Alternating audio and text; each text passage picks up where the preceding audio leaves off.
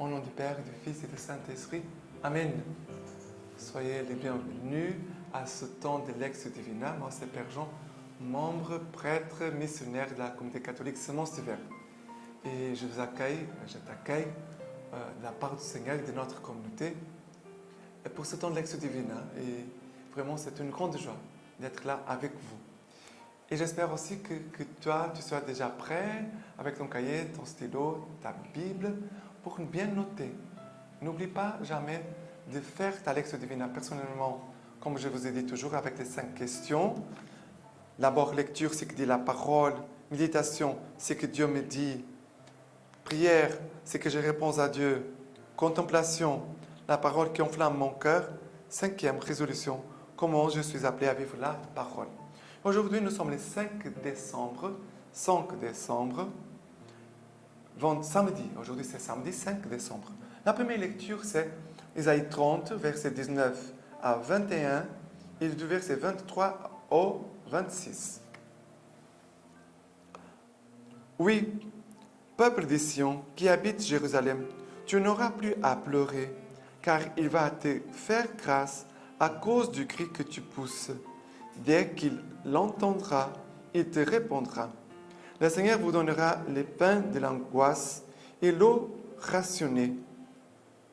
Celui qui t'instruit ne se cachera plus, et tes yeux verront celui qui t'instruit. Tes oreilles entendront une parole prononcée derrière toi. Telle est la voie, suivez-la, que vous alliez à droite ou à gauche. Et il donnera la pluie pour la semence que tu sèmeras en terre, et le pain produit du sol sera riche et nourrissant. Ton bétail paîtra ce jour-là sur de vastes pâtures. Les bœufs et les ânes qui travaillent le sol mangeront comme fourrage de l'oseille sauvage, que l'on étend à la pelle et à la fourche. Sur toute haute montagne et sur toute colline élevée, il y aura des ruisseaux et des cours d'eau au jour du grand carnage, quand s'écrouleront les forteresses. Alors, la lumière de la lune sera comme la lumière du soleil, et la lumière du soleil sera 7 fois plus forte, comme la lumière de 7 jours, au jour où le Seigneur pansera la blessure de son peuple et guérira la trace des coups reçus. C'est une parole très très belle. Le titre de ce passage, c'est Dieu pardonnera. Dieu pardonnera. Ça veut dire que Dieu, c'est un Dieu de miséricorde qui vient à notre rencontre. Et c'est vraiment ça, ce temps de l'Avent, on se prépare pour recevoir Dieu qui nous fait miséricorde, qui va venir habiter parmi nous. Dieu veut venir à ta rencontre, veut venir à notre rencontre. Il commence en disant, tu qui habites Jérusalem, tu n'auras plus à pleurer. Ça veut dire, le Seigneur dit, je vais essuyer tes larmes et je vais visiter les raisons pour lesquelles tu pleures. Tu n'auras plus à pleurer. Le Seigneur viendra te consoler. Car il va te faire grâce à cause du cri que tu pousses. Ça veut dire, le Seigneur va te faire grâce à cause de ta prière. Ce n'est pas la force de la prière. Ce n'est pas de crier. Ce n'est pas une personne qui crie. Ça veut dire qu'il a plus de foi et plus de ferveur que moi. Non. La force de la prière, ce n'est pas les cris. Ça, c'est très important parce que les gens parfois croient que si je crie plus fort, ça veut dire que ma prière elle est plus forte. Non. Non, non. La force de la prière, elle est intérieure. Et le Seigneur, il voit, il regarde. Ces cris, ça peut être un cri intérieur. Il y a parfois des gens qui sont en train de crier vers Dieu dans leur prière sans faire de bruit. Et personne ne le voit, personne ne le sait. Seulement Dieu. Alors Dieu écoute la prière. Écoute la prière au milieu de la souffrance. Et après il dit, il entendra et il te répondra. Il l'entendra et il te répondra. Ça veut dire que d'avoir cette certitude, le Seigneur me répond toujours. Le Seigneur me répond. Je ne dois pas douter de ma prière. Est-ce que Dieu a écouté ma prière? Est-ce qu'il a écouté ma prière? Bien sûr que le Seigneur a écouté. Il a exaucé, mais il a exaucé selon ce qu'il veut et non pas selon ce que je veux. Mais Dieu, il entend toujours, il répond toujours. C'est pour ça qu'il faut être attentif. Comment Dieu est en train de me répondre? Parce que quand je suis attentif à la façon dont Dieu me répond, je comprends aussi comment Dieu m'éduque, comment Dieu, comme mon Père, il me conduit. Et après, il va dire, à nouveau, il vous donnera du pain et il va ouvrir nos yeux, tes yeux le verront, tes oreilles entendront. À nouveau, les yeux et les oreilles qui sont appelés à écouter et à voir, contempler Dieu. C'est très important. Et après, il dit, telle est la voie, si vous suivez-la. Telle est la voie. Le Seigneur, il a un chemin très clair pour nous. Quand le Seigneur nous parle, c'est clair, il n'a pas de doute. Parfois, on peut dire, je n'ai pas très bien compris, d'accord. Mais ce que le Seigneur dit, c'est toujours clair. Le Seigneur n'est jamais ambigu. L'ambiguïté, c'est l'homme. Et dans l'ambiguïté, c'est le terrain pour les démons. Quand les choses sont claires, on ne laisse pas l'espace pour les démons. Quand c'est ambigu, flou, on laisse la place pour les démons. Et après, il va dire, il donnera la pluie pour la semence que tu sèmeras en terre. Le Seigneur, ça veut dire, Seigneur, bénis ton travail. Bénis cette parole qui est en train d'être lancée dans ton cœur, cette parole. Seigneur, la bénis. Et après, il dit, et le pain produit du sol sera riche et nourrissant. Ça veut dire, cette nourriture, le Seigneur parle d'un langage matériel, mais pour parler des choses spirituelles. Ces vastes pâtures, le pain que produit le sol, cette semence que tu sèmes en terre, que le Seigneur va bénir par la pluie, le bœuf que mange le fourrage de l'oseille sauvage. Voilà, ça montre quoi? La vie, la fécondité que Dieu est en train de réaliser au milieu de nous. Et après, il va dire, il y aura des ruisseaux sur les montagnes, sur toutes les collines. Ça veut dire, sur ces lieux hauts, et parfois même nos péchés, dans nos péchés, Dieu veut mettre son pardon, ces ruisseaux de miséricorde. Parce que les montagnes, souvent dans la parole de Dieu, sont aussi, pas toujours, parce qu'il y a des montagnes où Jésus va prier au Père, Jésus est à part, mais il y a aussi des montagnes qui sont nos péchés, aussi notre orgueil.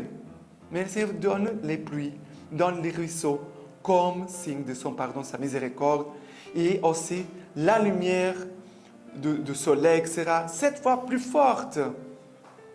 Pourquoi? Parce que c'est la miséricorde ici. Dieu veut venir pendant ce temps de l'Avent avec beaucoup de miséricorde dans nos cœurs, dans nos vies. Sinon, on n'avancera pas. On ne sera pas nourri de la grâce de Dieu. Tout est grâce, tout est grâce. Et le psaume d'aujourd'hui, c'est le psaume 147, 146. Et les versets 1 à 6. Louez le Seigneur, il est bon de chanter. Notre Dieu, douce est la louange. Bâtisseur de Jérusalem, le Seigneur, il rassemble les déportés d'Israël. Lui qui guérit les cœurs brisés et qui bande leurs blessures, qui compte le nombre des étoiles et les appelle chacune par son nom. Il est grand notre Seigneur Tout-Puissant. À son intelligence, point de mesure. Le Seigneur soutient les humbles jusqu'à terre, il abaisse les impies. Regarde, le Seigneur vient guérir les blessures, les cœurs brisés, par la parole, par cette liturgie du temps de l'Avent. C'est une liturgie qui vient vraiment visiter les pauvres, les humbles, pour qu'ils puissent être consolés, remplis de la grâce du Seigneur, de son amour, de sa miséricorde. Et que cette miséricorde vienne vraiment nous guérir. Et que le Seigneur vienne vraiment bâtir en toi, Jérusalem, ton œuvre, que le Seigneur puisse bâtir en toi son royaume. Tu es un temple de Dieu, mais parfois ce temple a été détruit par le péché, par le mal. Le Seigneur veut le refaire à nouveau. Entre dans une attitude de louange. Prie, loue le Seigneur en tout temps. Remercie le Seigneur, loue le Seigneur. Et l'évangile d'aujourd'hui, c'est Matthieu 9, verset 35 jusqu'au chapitre 10, verset 1 et après verset 5 à 8.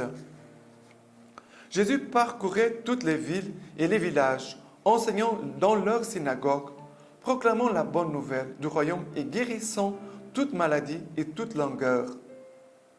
À la vue des foules, il en eut pitié, car ces gens étaient là et prosternés comme des brebis qui n'ont pas de berger. Alors il dit à ses disciples, la moisson est abondante, mais les ouvriers peu nombreux.